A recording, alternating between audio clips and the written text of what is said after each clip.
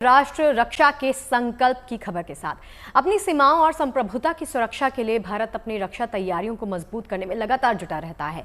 जल, थल, नभ तीनों क्षेत्रों में भारत एक ऐसा सुरक्षा चक्र तैयार करने में जुटा है जिसे तोड़ पाना दुश्मन के लिए आसान बिल्कुल नहीं। इसी कड़ी में भारतीय नौसेना में आज INS अर्नाला की एंट्री होने वाली है। INS अर्नाला भारत का पहला स्वदेशी एंटी सबमरीन युद्धपोत है जिसे आज नौसेना में शामिल किया जाएगा।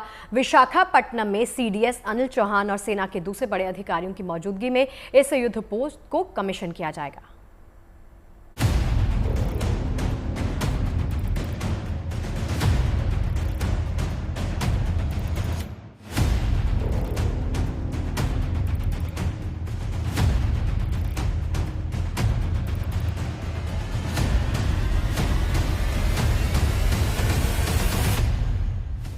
समंदर में हिंदुस्तान की ताकत का प्रमाण,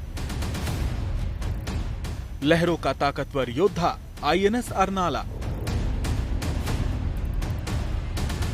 देश के पहले स्वदेशी एंटी सबमरीन वॉरफेयर युद्धपोत INS अर्नाला को आज नौसेना का सिपहसालार बनने का गौरव हासिल होने जा रहा है। विशाखापत्तनम नेवल डॉकयार्ड में एक भव्य समारोह में INS अर्नाला को नौसेना में शामिल किया जाएगा। Chief of defence staff Anil Chauhan समेत तमाम आला सैन्य अधिकारी इस ऐतिहासिक पल के गवाह बनेंगे। INS अर्नाला का निर्माण कोलकाता की रीच शिप बिल्डर्स और L&T शिप बिल्डर्स ने मिलकर किया है। महाराष्ट्र के वसई के पास ऐतिहासिक अर्नाला किले के नाम पर इस युद्धपोत का नाम रखा गया है। जिस तरह अर्नाला किले ने दुश्मनों से मराठा साम्राज्य की रक्षा की थी, उसी तरह से युद्धपोत हिंदुस्तान की समुद्री सरहदों की हिफाजत करेगा। इस स्वदेशी युद्धपोत की ताकत की चर्चा पूरी दुनिया में है। इस युद्धपोत के आगे दुश्मन का टिकना नामुमकिन है। INS अर्नाला में ऐसी खूबियां हैं जो इसे समंदर के युद्ध का ऑलराउंडर बना देती हैं। ये देश का पहला स्वदेशी एंटी सबमरीन युद्धपोत है जिसकी लंबाई 77 मीटर है। इसका वजन करीब 1490 टन है। समंदर में INS अर्नाला की रफ्तार 46 किलोमीटर प्रति घंटा होती है। ये युद्धपोत पनडुब्बियों का पता लगाने और उन्हें नष्ट करने में माहिर है। इसकी रेंज 3300 किलोमीटर है। इस युद्धपोत पर 7 अधिकारियों समेत 57 नौसैनिकों की तैनाती की जा सकेगी। इसको 80% इंडिजिनियस यानी स्वदेशी टेक्निक से बना हुआ है। ये पूर्णतः स्वदेशी मेक इन इंडिया यानी आत्मनिर्भर भारत की गवर्नमेंट की पॉलिसी के तहत बनाया गया है। और इस क्राफ्ट का यानी INS अर्नाला का जो लेंथ है वो ऑलमोस्ट 77.8 मीटर है टू बी प्रिसाइज। इसके अलावा लाइट वेट होने के कारण यानी इसका लाइट वेट का इसका 1498 मीट्रिक टन इसका वाटर डिस्प्लेसमेंट, जो कि काफी वेसल्स के अंदर काफी लाइट माना जाता है। तो इसकी स्पीड 24 नॉट्स तक है और ये एक बार पूरा वाटर वॉरफेयर रेडी होने के बाद ये ऑलमोस्ट 1800 नॉटिकल माइल तक जा सकता है। इसकी इंजन की टेक्निक पूरी तरह से जेट प्रोपल्शन टेक्निक पर आधारित है जो कि पूरी मॉडर्न है। और डिटेक्शन के लिए इसके अंदर आधुनिक तकनीक लगाई है, सोनार लगाए गए हैं। इसके अलावा प्रोटेक्शन के लिए इसके ऊपर उसको गन्स को भी इसके अंदर शामिल किया गया है। दुश्मन को सबक सिखाने के साथ साथ INS Arnala search and rescue operation में भी अहम भूमिका अदा कर सकता है। समंदर में फंसे लोगों को तलाशने और उन्हें मुसीबत से बाहर निकालने में ये युद्धपोत बेहद कारगर साबित होगा। इस युद्धपोत की खास बात यह भी है कि इसका 80% हिस्सा स्वदेशी तकनीक से देश में ही बना है। ये युद्धपोत रक्षा के क्षेत्र में आत्मनिर्भर होते भारत की मिसाल है। INS अर्नाला की तैनाती से न सिर्फ भारत की तटीय सुरक्षा मजबूत होगी, बल्कि हिंद महासागर क्षेत्र में समुद्री ताकत और आत्मनिर्भरता को नई ऊंचाइयां भी मिलेंगी।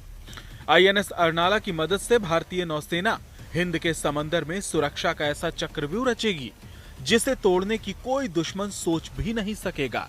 Bureau report, good news today. INS Arnala देश का पहला एंटी सबमरीन वॉरफेयर शैली में आता है और ऐसे में ये इस युद्धपोत की सबसे बड़ी खासियत है। अब दुश्मन देश का कोई भी सबमरीन हमारे इलाके में घुसपैठ करने से पहले 100 बार सोचेगा। INS अर्नाला को 8 मई को भारतीय नौसेना को सौंपा गया था। आज इसकी औपचारिक कमीशनिंग है और आइए अब आपको तस्वीरों के जरिए दिखाते हैं कि INS अर्नाला की मेकिंग जर्नी कैसे ब्लूप्रिंट से इसने एक युद्धपोत की शक्ल ली है।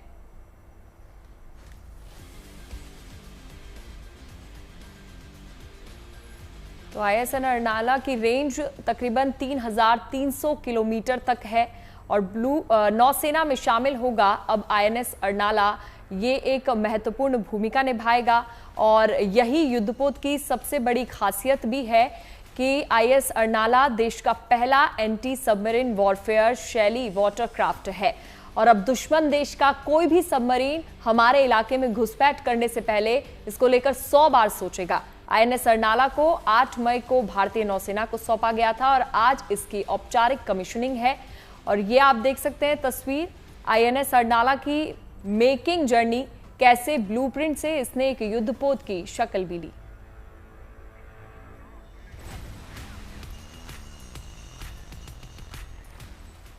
तो INS अर्नाला की जर्नी की शुरुआत कैसे हुई, कैसे ब्लूप्रिंट से युद्धपोत बनने का इसने सफर तय किया, ये हमने आपको वीडियो के जरिए बताया और समझाया।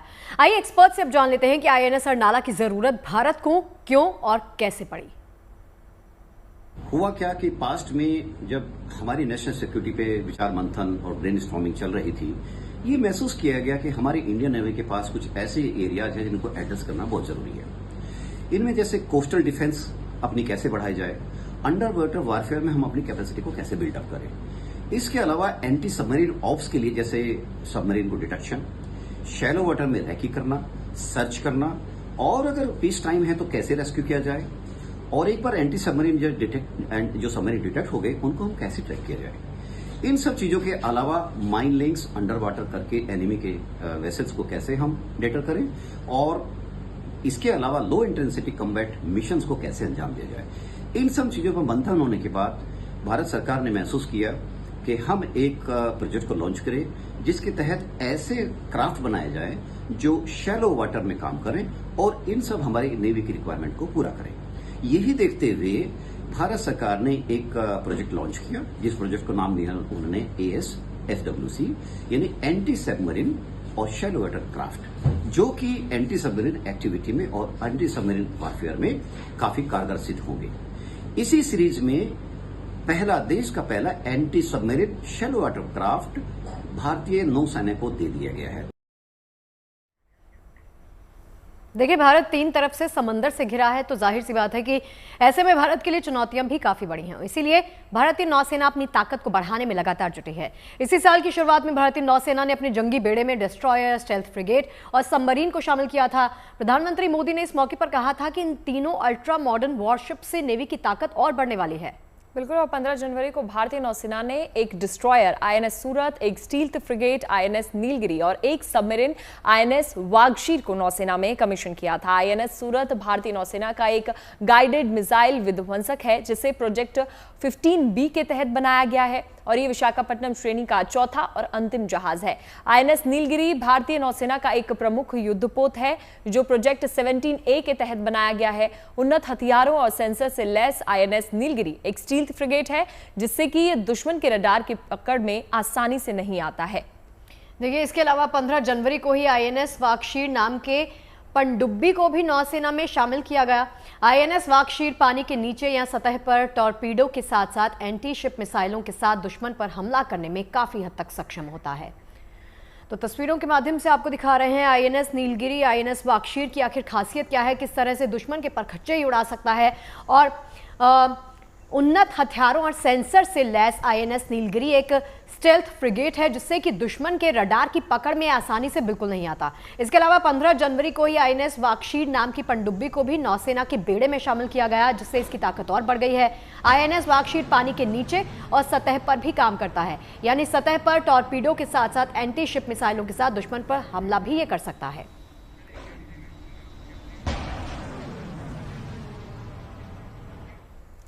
तो भारतीय नौसेना की गिनती आज दुनिया के शक्तिशाली देशों में होती है। दुनिया के 10 सबसे शक्तिशाली नौसेनाओं की लिस्ट में भारतीय नौसेना 7वें नंबर पर है।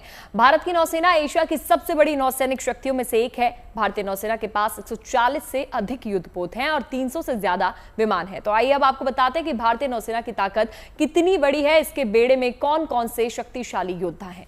देखिए, भारतीय नौसेना के पास 2 एयरक्राफ्ट कैरियर आईएनएस विक्रांत और आईएनएस विक्रमादित्य मौजूद हैं। 13 विध्वंसक जहाज यानी डिस्ट्रॉयर्स भी मौजूद हैं। इनके अलावा 15 फ्रिगेट्स और 18 कॉर्वेट्स भी हैं। बिल्कुल, और मीडिया रिपोर्ट्स के मुताबिक भारतीय नौसेना के पास कुल 20 पनडुब्बियां हैं। इनमें 2 परमाणु संचालित बैलिस्टिक मिसाइल पनडुब्बियां, 1 परमाणु संचालित अटैकर पनडुब्बी और 17 ट्रेडिशनल डिजिटल इलेक्ट्रिक अटैकर पनडुब्बियां भी हैं। इसके अलावा परिवहन डॉक, जिसको आईएनएस जलाश्व कहा जा रहा है, 4 टैंक लैंडिंग जहाज, 8 landing craft utility, 1 mine counter measure जहाज और 30 कश्ती जहाज भी इसमें शामिल हैं।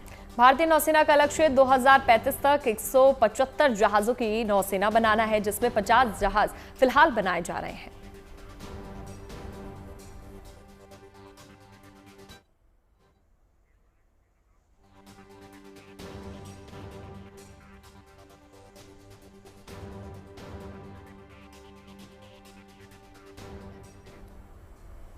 ईरान और इजरायल के बीच में छिड़े युद्ध के बाद तेहरान में फंसे भारतीय छात्रों को वहां से निकालने की कोशिश लगातार जारी है।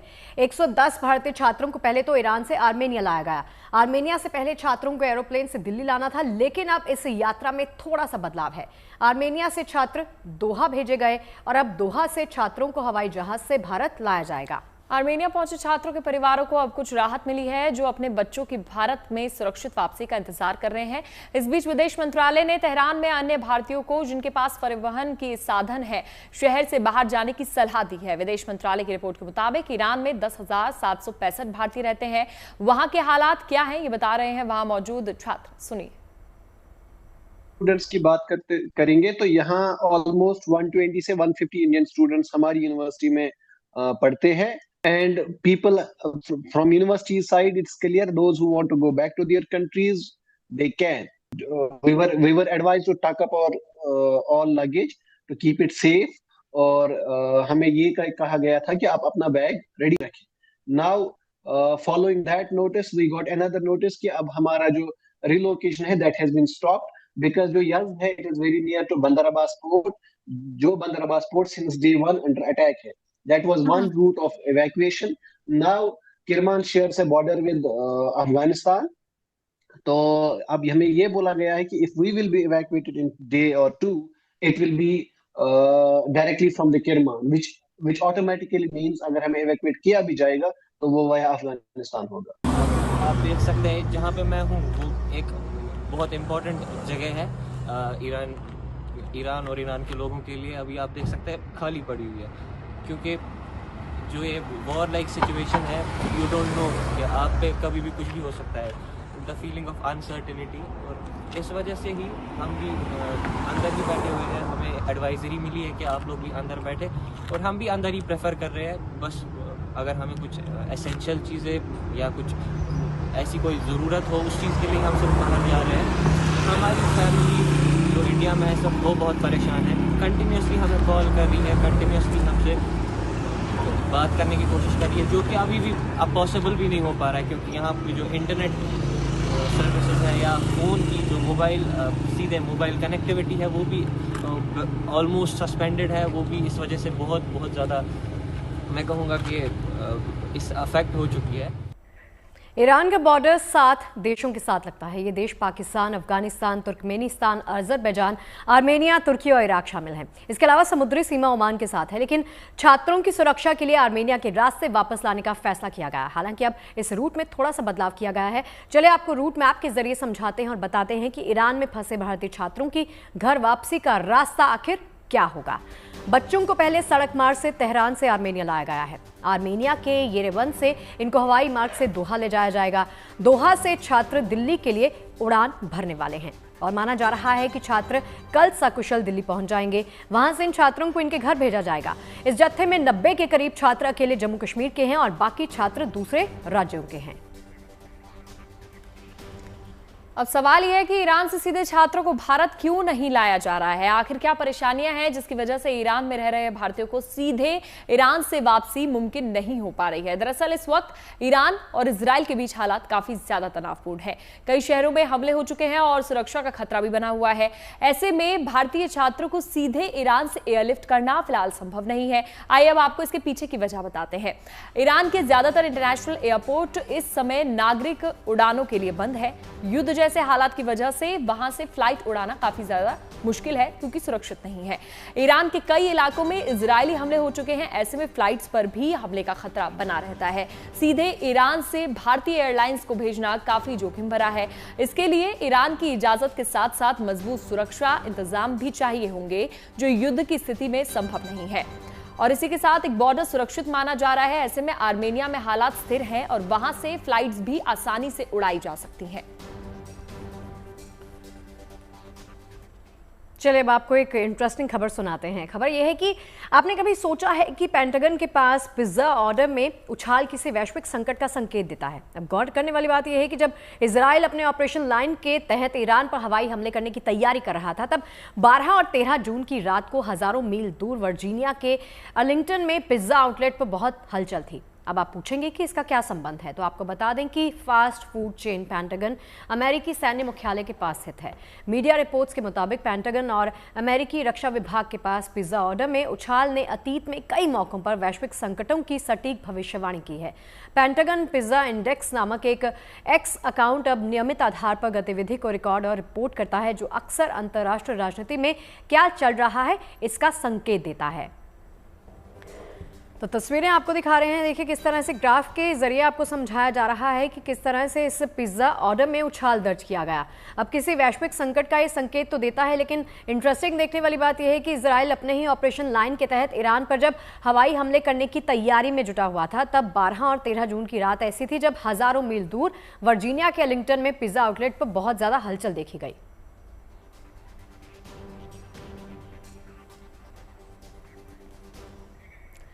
तो छात्रों की बात हो ही रही है, तो अब आपको एक और खबर दिखाते हैं जो छात्रों से जुड़ी है। दरअसल दिल्ली यूनिवर्सिटी ने अंडर ग्रेजुएट छात्रों के लिए एक अनोखे कोर्स की शुरुआत की है।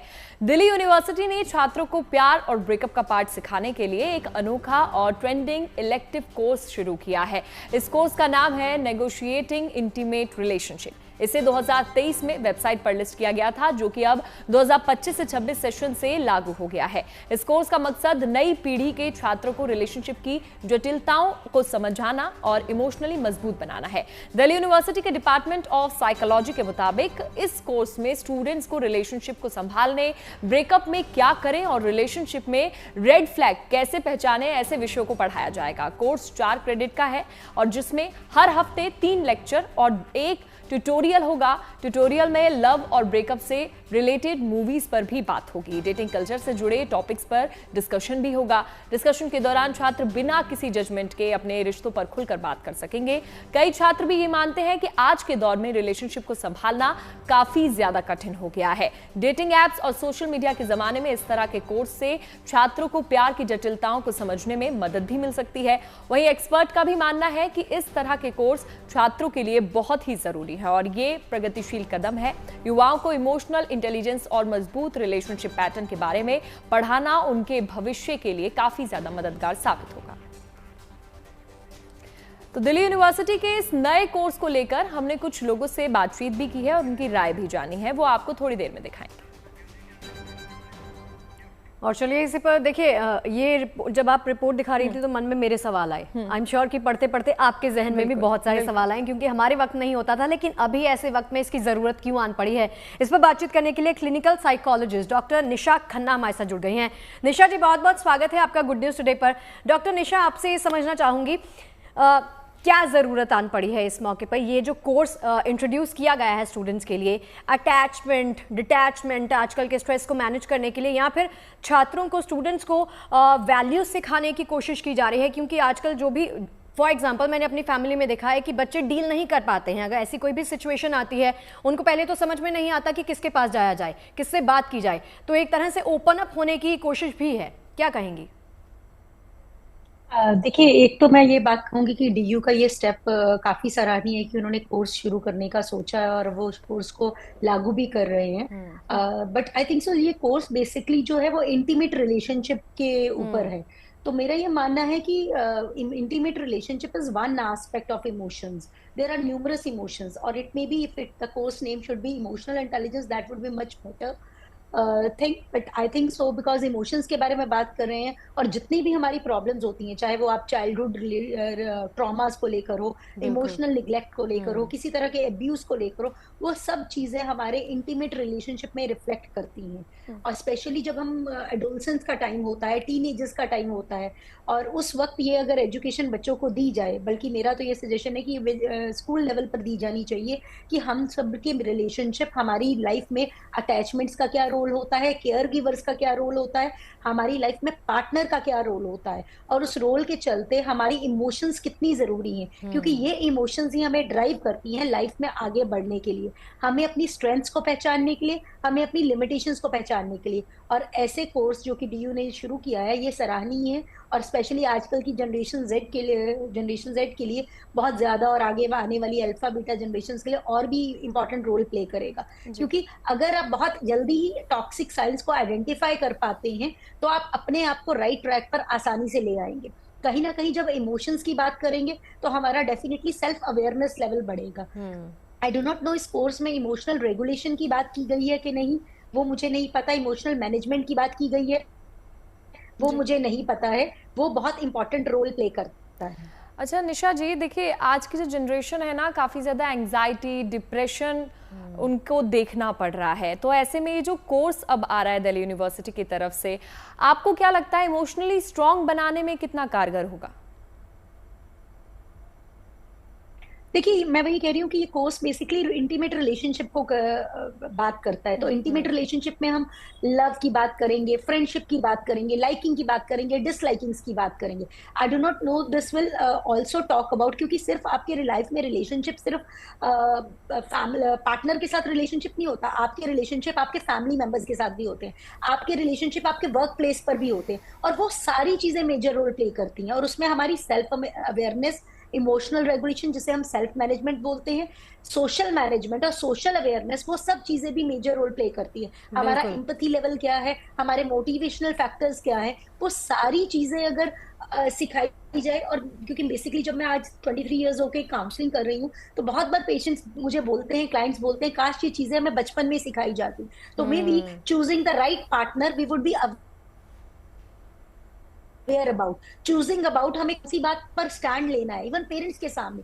मतलब मैं ये बोलती हूँ कि अगर आप बच्चे भी हैं, आप बात कर सकते हैं पेरेंट्स में, डिसरिस्पेक्ट मत करिए, बट इन रिस्पेक्टफुल वे में आप कॉन्वर्सेशन कर सकते हैं, सामने वाले को आप लॉजिक दे सकते हैं। तो डेफिनेटली जो आजकल की जनरेशन मल्टीपल रिलेशनशिप में जाती है, डेटिंग्स पर जाती है, हुकअप्स पर जाती है, कैजुअल रिलेशनशिप्स में जाती है, जिन्हें पता है कमिटमेंट लेवल नहीं है रिलेशनशिप में, सिचुएशनशिप में जाती है, तो इन सब के लिए ये डेफिनेटली बहुत हेल्पफुल होगा।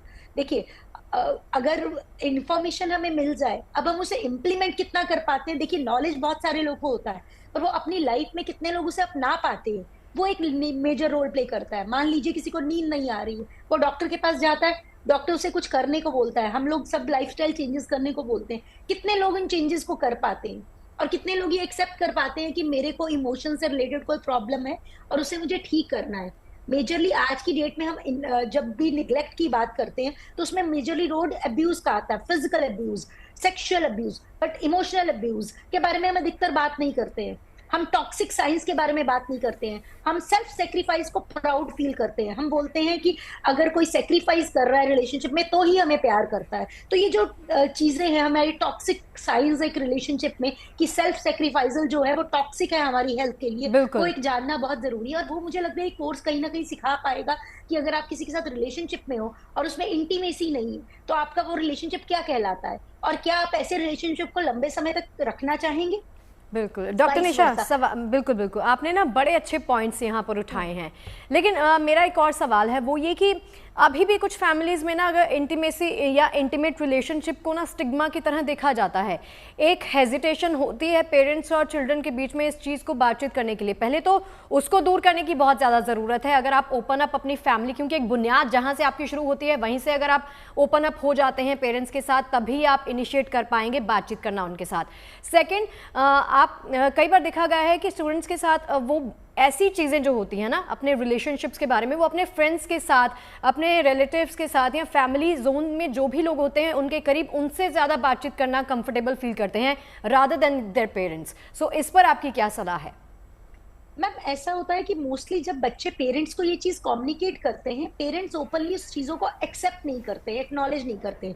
मान लीजिए किसी बच्चे के साथ चाइल्ड अब्यूज हुआ है, वो बच्चा चाहे 20 ईयर्स हो गया, 15 ईयर्स हो गया, 17 ईयर्स हो गया, या अडल्ट एज में है या ओल्ड एज में है, वो कभी भी अपने पेरेंट्स को कम्युनिकेट करते हैं, पर पेरेंट्स जो है वो रिसेप्टिव नहीं होते हैं, तो इसी वजह से वो दोस्तों तक जाते हैं। अगर पेरेंट्स एक्नॉलेज कर रहे हैं अपने बच्चे की फीलिंग्स को, चाहे आज की डेट में अगर हम ये रिलेशनशिप की बात कर रहे हैं, जो सोनम का केस हुआ है, कि अगर पेरेंट्स ने बच्चे की फीलिंग्स को एक्नॉलेज कर लिया होता तो शायद चीजें इतनी खराब नहीं होती। बिल्कुल। डॉक्टर निशा, बहुत बहुत शुक्रिया इस बातचीत के लिए और इस समझाने के लिए। बहुत बहुत शुक्रिया आपका, ये टिप्स बताने के लिए और बच्चों तक ये बातें पहुंचाने के लिए, आपको एक रिलेशनशिप में कैसे ओपन अप होना है। तो दिल्ली यूनिवर्सिटी के इस नए कोर्स को लेकर हमने कुछ लोगों से खास बातचीत की है, उनकी राय जानी है, आपको सुनाते हैं। न्यूक्लियर फैमिलीज होती गई और साथ में अब जो रिलेशनशिप है दे आर मोर वर्चुअल। आप देखिए कि एक दूसरे से मिलने से ज्यादा आजकल हम वर्चुअल रिलेशंस में बिलीव करते हैं। तो उस वर्चुअल रिलेशंस के अंदर भी हमें रिलेशन बनाना नहीं आता, क्योंकि वहां फेस टू फेस इंटरेक्शन नहीं है, आपका स्क्रीन टू स्क्रीन इंटरेक्शन है, जिसके अंदर आप सामने वाले की भाषा, फेशियल रिएक्शन, उसके हाव भाव, बॉडी लैंग्वेज नहीं समझ पाते हैं। तो इसलिए आपको रेड फ्लैग्स, रिलेशनशिप इश्यूज, ये सारी चीजें नहीं समझ में आती हैं। तो उन सब चीजों को हैंडल करने के लिए एक तरीके से ये एक अच्छी पहल है कि आप नेगोशिएटिंग इंटीमेट रिलेशनशिप नाम की कोई एक चीज शुरू कर रहे हैं, जिसके अंदर आपको रिलेशनशिप की गहराइयां, हाव भाव, रेड फ्लैग्स, डिफिकल्टीज, कितना एडजस्टमेंट करना है, कब तक एडजस्टमेंट करना है, ये सारी चीजें समझाई जाएं। तो ये हमारे समाज के लिए एक अच्छी पहल है। इस तरीके का कोर्स लेकर आना कितना ज्यादा फायदेमंद रहेगा? इससे जो है, जो डिप्रेशंस में आजकल जेंजी जा रहे हैं, उससे बहुत राहत मिल सकती है, और जो गलत कदम उठाने की सोचते हैं उससे बहुत शायद कुछ सॉल्यूशंस मिले उन्हें इस कोर्स से। टिंडर और बतेरी डेटिंग ऐप्स का इस वक्त टाइम है और लोग जो है ये सब यूज़ भी करते हैं, तो आजकल की जनरेशन को जो है फ़ायदा मिलेगा अगर इस तरीके के कोर्सेज होंगे? बहुत फ़ायदा मिलेगा, क्योंकि उसकी वजह से लोग इससे ज़्यादा अटैच हो पाएंगे और उसके बारे में ज़्यादा जानकारी ले पाएंगे उसके बारे में। मुझे लगता है ये किसी टाइप का बेनिफिशियल होगा हमारे लिए, क्योंकि ये तो एक बेसिक थिंग है कि आपको किसी से कैसे बात करनी है, कि अगर ये भी हमें पढ़ना पड़ रहा है तो उसका कोई फ़ायदा नहीं है मैम। फिर मुझे नज़र नहीं आता मेरे पर्सपेक्टिव से। ज़रूरी तो मुझे लगता है, मेरे हिसाब से है, क्योंकि जितना ज़्यादा कैजुअल रख लिया गया है चीज़ें, उतनी ज़्यादा कैजुअल है नहीं। तो अगर वो जैसे जनजीज के डिफरेंट टाइप के कल्चर आ रहे हैं कि ये सिचुएशन से पता नहीं कौन कौन सी शिप आ रखी है, तो उन सब चीज़ों के बारे में जागरूकता और उनके बारे में बताना और उसके बारे में जो वास्तविकता है उस रूप में उसे स्थापित करना, मुझे लग रहा है ये सही होगा। तो अगर ऐसे रेलेवेंट आ रहा है तो फिर ठीक है, अच्छा है जी। अगर देखा जाए तो न्यूट्रल को देखा जाए ना, तो ये चीज़ें जो है ना एज ए सिलेबस नहीं पढ़ानी चाहिए। ये जो चीज़ें हैं ना कि खुद का एक मेंटल वो होना चाहिए, उसके बिहाफ पे जो है कि इसको रखना चाहिए। बट एज ए स्टूडेंट या फिर एज ए अगर स्टडीज देखा जाए तो वो चीज़ एज ए कोर्स सही नहीं रहेगा। और अब बात करते हैं कुछ और खबरों की। देश के सबसे बड़े रणथंभौर टाइगर रिजर्व में एक और जहां पर बाघों के कुनबे में लगातार बढ़ोतरी हो रही है, तो वहीं दूसरी ओर टेरिटरी को लेकर बाघों के आपस में संघर्ष होने के साथ ही बाघ रणथंभौर से बाहर निकल रहे हैं। यही नहीं, एक बाघ तो सवाई माधोपुर के रणथंभौर टाइगर से निकलकर बूंदी जिले के रामगढ़ विशेषधारी अभ्यारण्य में जा चुका। दिलचस्प यह है कि रणथंभौर टाइगर रिजर्व से ये टाइगर 125 किलोमीटर की यात्रा कर एक बाघ रामगढ़ के जंगल पहुंचा। वहीं T139 नाम के इस बाघ की मूवमेंट कैमरे में दर्ज होने के बाद रेंजर्स सतर्क हुए और वन कर्मियों ने वहां पर पहुंचकर इनको देखा। एक सेकंड पे यहीं रहना, बिल्कुल। हाँ, चल रही है। राजस्थान के धौलपुर से वन्यजीव प्रेमियों के लिए एक शानदार खबर आई है। इन दिनों यहां पर चंबल नदी घड़ियालों के नन्हे मुन्ने बच्चों से चहक उठी है। इन बच्चों की खास देखभाल की जा रही है। राष्ट्रीय चंबल घड़ियाल अभ्यारण्य धौलपुर में इनका खास ख्याल रखा जा रहा है। पालन केंद्र पर अंडों में से बाहर आए घड़ियाल के बच्चों को तुरंत चंबल नदी में नहीं छोड़ा जाता। उनकी देखभाल के लिए कार्मिक काफ़ी मेहनत करते हैं और जब घड़ियाल के बच्चे बड़े हो जाते हैं तब ही उनको चंबल नदी में छोड़ा जाता है। देवरी घड़ियाल पालन केंद्र के प्रभारी ज्योति डंडोतिया के मुताबिक प्रतिवर्ष 15 से 19 मई तक चंबल अभ्यारण्य की नेस्टिंग साइट से 200 अंडे देवरी के कैप्टिविटी हैचरी में रखते हैं। जहां एक चेंबर बना है और तापमान को 30 डिग्री से 35 डिग्री तक मेंटेन किया जाता है। इन बच्चों के थोड़ा बड़े होने पर इन्हें नदी में छोड़ दिया जाता है ताकि ये सुरक्षित रहें, अपना बचाव कर पाएं। इसके साथ ही चंबल के किनारे भी वन विभाग के कर्मचारियों की ड्यूटी लगाई गई है ताकि घड़ियाल के अंडों को कोई नुकसान न पहुंचा पाए।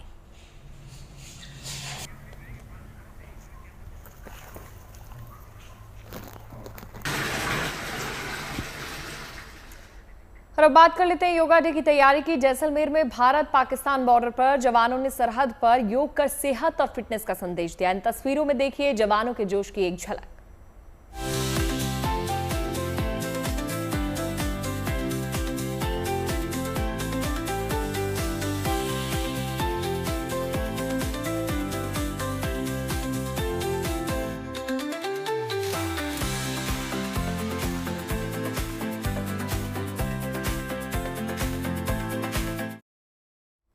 और चलिए अब बात योग दिवस की, चूंकि कर ही रहे हैं। 21 जून को इंटरनेशनल योगा डे है, सभी जानते हैं।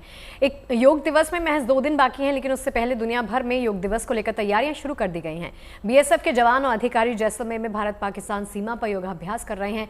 तो वहीं प्रयागराज की तस्वीर भी देख लीजिए। योगा एक अलग अंदाज में देखने के लिए मिला। प्रयागराज में विश्व योग दिवस को खास बनाने के लिए बरगद घाट के पास यमुना नदी में जल योग का आयोजन किया गया। इसके जरिए तैराकों को ट्रेनिंग दी जा रही है। इस बीच तैराक योगासन के पोस्टर हाथों में लिए लोगों को योग के प्रति जागरूक करते नजर आए। प्रयागराज में योग दिवस इस साल बेहद खास होने वाला है। यहाँ संगम पर एक साथ 10,000 से ज़्यादा लोग योग करते नजर आएंगे। चलती नाव पर और गंगा, यमुना और सरस्वती की बहती धारा में खड़े होकर योगा किया जाएगा। बात विदेश की भी करें तो वहाँ भी योगा दिवस को लेकर खास तैयारी है। साइप्रस के निकोसिया में संयुक्त राष्ट्र मुख्यालय में UNFICYP हैंगर में योग प्रैक्टिस भी की गई।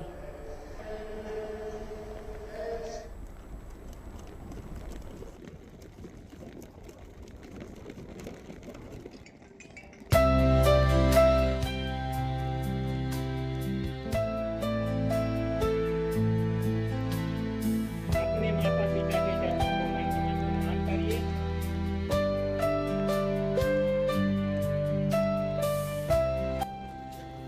दसवीं अंतर्राष्ट्रीय योग दिवस को लेकर राजस्थान में भारत पाकिस्तान की सीमा पर ये तैयारी है देश के वीर जवानों की। देश की रक्षा में सीमा पर हर वक्त तैनात रहने वाले बीएसएफ के ये जवान सिर्फ हथियार ही नहीं उठाते बल्कि योग साधना भी करते हैं। राजस्थान की तपती रेत पर तैनात रहने वाले बीएसएफ के जवान और अधिकारी मंगलवार को एक साथ योग करते नजर आए। बीएसएफ की 122वीं बटालियन के जवान और अधिकारियों ने जैसलमेर के रेत के धोरों पर अलग अलग योग और आसन कर एक खास संदेश दिया। संदेश ये है कि योग कर अपने शरीर को स्वस्थ और दुरुस्त रखें, साथ ही अंतर्राष्ट्रीय योग दिवस के भागीदार भी बने। कठिन हालातों के बीच योग और प्राणायाम इन जवानों के जीवन का हिस्सा है। ड्यूटी से पहले मानसिक शांति और शारीरिक स्फूर्ति के लिए ये नियमित योग अभ्यास करते हैं। योग जो है बहुत इम्पोर्टेंट है, क्योंकि योग, मैंने बताया कि योग जो है उससे आदमी की मानसिक और शारीरिक संतुलन बढ़ता है, और जब मानसिक और शारीरिक संतुलन बढ़ता है तो मनुष्य में एक ऊर्जा पैदा होती है, और वो ऊर्जा ही होती है जो आदमी को काम करने के लिए आगे बढ़ाती है। टेरेन जो है हमारे लिए, या क्लाइमेट हमारे लिए कोई महत्व नहीं है। चाहे हम 50 डिग्री टेम्परेचर जैसलमेर या हम थार के डेजर्ट में काम करें, या 20 डिग्री 30 डिग्री माइनस में भी हम कश्मीर में काम करें, वो हमारे लिए कोई मैटर नहीं करता। हम जो है हर परिस्थिति में और हर क्लाइमेटिक कंडीशन में, हर टेरेन में काम करने के लिए सुदृढ़ है। और बीएसएफ जो है कहीं भी है वहीं से ही जो योग का संदेश देने के लिए तत्पर है। और योग जो है हम डे टू डे लाइफ में भी सुबह शाम 1 घंटा हमेशा प्रैक्टिस करते हैं। राजस्थान से लगती सीमा पर बीएसएफ की सभी चौकियां, बटालियन हेडक्वार्टर और सेक्टर मुख्यालयों में अंतर्राष्ट्रीय योग दिवस पर जवान और अधिकारी योग करेंगे, जिसके पिछले कुछ दिनों से रिहर्सल की जा रही है। ये उसी रिहर्सल का हिस्सा है। विश्व योग दिवस पर देश को संदेश दे रहे हैं कि आप फिट रहें, आप योग की क्रियाएं प्रतिदिन घर में उतारें, योग को अपने जीवन में उतारें, तभी जो है स्वस्थ जिंदगी आप जी पाएंगे। 21 जून को पूरी दुनिया में योग दिवस मनाया जाएगा, इस साल इसका theme yoga for earth one health यानी एक पृथ्वी एक स्वास्थ्य के लिए योग रखा गया है। जबकि अंतर्राष्ट्रीय योग दिवस कार्यक्रम में योग संगम 2025 नाम दिया गया है। भारत पाकिस्तान सीमा, जैसलमेर से विमल भाटिया की रिपोर्ट, गुड न्यूज टुडे। और अब आगे बढ़ते हैं। कनाडा में G7 समिट के दौरान इटली की पीएम जॉर्जिया मेलोनी की एक तस्वीर सोशल मीडिया पर खूब चर्चा बटोर रही है। इस वीडियो में फ्रांस के राष्ट्रपति इमैनुअल मैक्रो ने मेलोनी से कुछ कहा, जिस पर मेलोनी ने शॉकिंग रिएक्शन दिया है। उनका ये रिएक्शन ही सोशल मीडिया पर चर्चा का विषय बन गया है।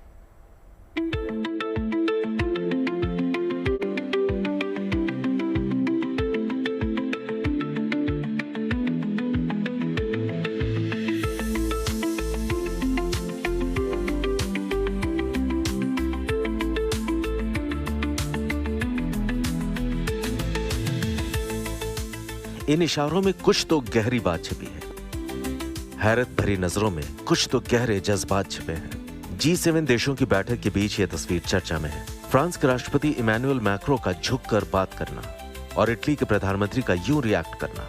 कुछ तो गहरे भेद छिपे हैं इन चंद सेकंड की तस्वीरों में। जब दो राष्ट्राध्यक्ष एक दूसरे से बातें करें तो शब्दों से लेकर बॉडी लैंग्वेज के हर पहलू को बड़ी बारीकी से परखा जाता है। कनाडा में चल रहे G7 शिखर सम्मेलन में फ्रांस के राष्ट्रपति इमैनुअल मैक्रो और इटली की प्रधानमंत्री जॉर्जिया मेलोनी की बातचीत का ये खास अंदाज भी इसी वजह से सुर्खियों में आ गया। इस पूरी घटना को सिलसिलेवार तरीके से समझिए। G7 समिट के दौरान राष्ट्राध्यक्षों के बीच बातचीत चल रही थी। सभी बड़े नेता G7 के मंच पर मौजूद थे। अमेरिकी राष्ट्रपति डोनाल्ड ट्रंप इजरायल, ईरान और रूस यूक्रेन युद्ध पर अपनी बात रख रहे थे। इसी दौरान फ्रांस के राष्ट्रपति इमैनुअल मैक्रो अचानक इटली की प्रधानमंत्री मेलोनी की तरफ झुके और उन्होंने अपने मुंह पर हाथ रखकर मेलोनी से कुछ कहा। मैक्रो की बातें सुनकर मेलोनी ने पहले उनकी तरफ हैरत भरी निगाहों से देखा, फिर धीरे से थम्स अप का इशारा किया। यह सिलसिला यही खत्म नहीं हुआ। मैक्रो का बोलना जारी था और अब मेलोनी भी मैक्रो की बातें सुनने के लिए उनकी तरफ थोड़ा और झुक गई। फिर मेलोनी ने भी मैक्रो से कुछ कहा। इस दौरान दोनों ने अपना मुंह ढका हुआ था। दोनों जानते थे कि G7 समिट के दौरान पूरी दुनिया की निगाहें नेताओं पर टिकी हैं। उनके हर मूवमेंट कैमरे में कैद हो रहे हैं। ऐसे में कोई उनके लिप मूवमेंट को रीड करके उनकी बातों का अंदाजा न लगा ले, शायद इसी वजह से दोनों ने अपने मुंह को ढक रखा था। इस पूरी बातचीत के दौरान मेलोनी ने 2 बार मैक्रो की तरफ हैरानी भरी निगाहों से देखा। दोनों नेता थोड़ी देर तक इसी अंदाज में बात करते हैं, फिर अपनी सीट पर सीधा बैठकर ट्रंप की बातें सुनने लगे। लेकिन इन दोनों की इस बातचीत और मेलोनी की इस रिएक्शन की पूरी दुनिया में चर्चा होने लगी। चारों तरफ कयास लगने लगे कि मेलोनी ऐसे चौंकी क्यों। आखिर दोनों नेताओं में ऐसी कौन सी बात हुई? क्या ट्रंप का G7 समिट छोड़कर जाने की खबर की दोनों नेता चर्चा कर रहे थे? क्योंकि ट्रंप का समिट छोड़कर यूं जाना पूरी दुनिया को हैरान कर गया। इसके बाद ट्रंप ने जिस तरह ईरान को लेकर ट्वीट किए, उससे कयासों को और हवा मिली। बहरहाल मैक्रो और मेलोनी क्या बातें कर रहे थे ये तो उन दोनों के अलावा कोई नहीं जानता, पर सोशल मीडिया को मुद्दा मिला और जैसा अक्सर होता है कयासों के दौर शुरू हो गए। तरह तरह के मीम्स बनने लगे, मजेदार कमेंट्स सोशल मीडिया पर छा गए। असल में मेलोनी अक्सर अपने अंदाज की वजह से सुर्खियों में रहती हैं। उनके हर एक्शन रिएक्शन के सोशल मीडिया पर खूब चर्चे होते हैं। हाल ही में अल्बानिया के प्रधानमंत्री एडी रामा ने घुटनों के बल बैठकर मेलोनी का स्वागत किया था। तब Meloni European political community committee में हिस्सा लेने के लिए तिराना पहुंची थी। उस वक्त भी अल्बानिया के प्रधानमंत्री एडी रामा के स्वागत करने का यह अंदाज काफी वायरल हुआ था। मेलोनी जब भारत के प्रधानमंत्री नरेंद्र मोदी से मिलती हैं, तब भी वो काफी गर्मजोशी से मिलती हैं। दोनों के बीच अच्छा तालमेल दिखता है, इस पर भी खूब चर्चा होती है। पिछले साल 14 जून को नरेंद्र मोदी जब तीसरी बार प्रधानमंत्री बनने के बाद इटली गए थे, तब मेलोनी ने उनके साथ एक 5 सेकंड का सेल्फी वीडियो बनाया था और फिर उसे ट्वीट कर लिखा था, हेलो दोस्तों, मेलोडी टीम की ओर से नमस्ते। तब मेलोनी का ये ट्वीट और उनका दिया मेलोडी नाम भी खूब वायरल हुआ था। इस बार भी मेलोनी का ये रिएक्शन पूरी दुनिया में चर्चा का विषय बन गया है।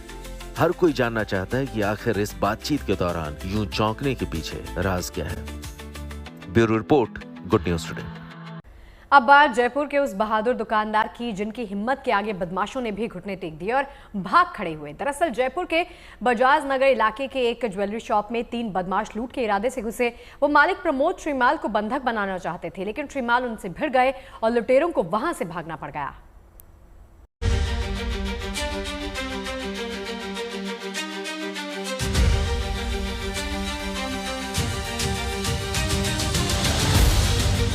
ये गुत्थम गुत्था, ये हाथापाई देखने में लग रहा है जैसे कोई साधारण सी लड़ाई हो, पर ये तस्वीरें खुद में एक सीख है कि कैसे हालातों से जूझकर आप मुश्किलों को हरा सकते हैं। ये मामला जयपुर के ज्वेलरी शॉप का है, जहां लूट के इरादे से 3 बदमाश दुकान में घुस गए। उन्होंने दुकानदार को बंधक बनाने की कोशिश की, लेकिन ज्वेलर की सूझबूझ और साहस के चलते ये वारदात को अंजाम नहीं दे सके। बदमाशों ने बड़ी ही चालाकी से पहले दुकान की रेकी की।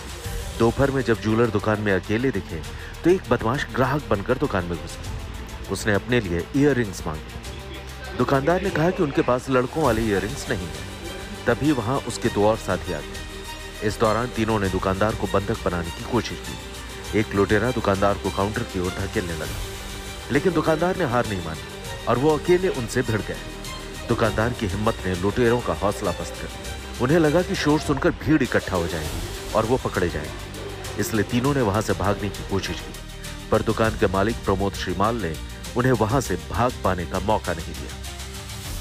हथियार से उसके एक जेब में पिस्टल थी, जो मेन मास्टर था, ब्लैक कपड़े पहने हुआ था, उसका पिस्टल थी और थैले में रस्सी और सरिया, लोहे का कुछ हथौड़े टाइप का औजार था। लूट के इरादे से आए तीनों ही बदमाश हथियारों से लैस थे, फिर भी प्रमोद श्रीमाल डरे नहीं और डट कर मुकाबला किया। हिम्मत और हौसले की ये तस्वीर सुकून देती है, यकीन दिलाती है कि मुश्किल वक्त में ऐसी दिलेरी ही आम को खास बनाती है। Vishal Sharma, Jaipur, good news today.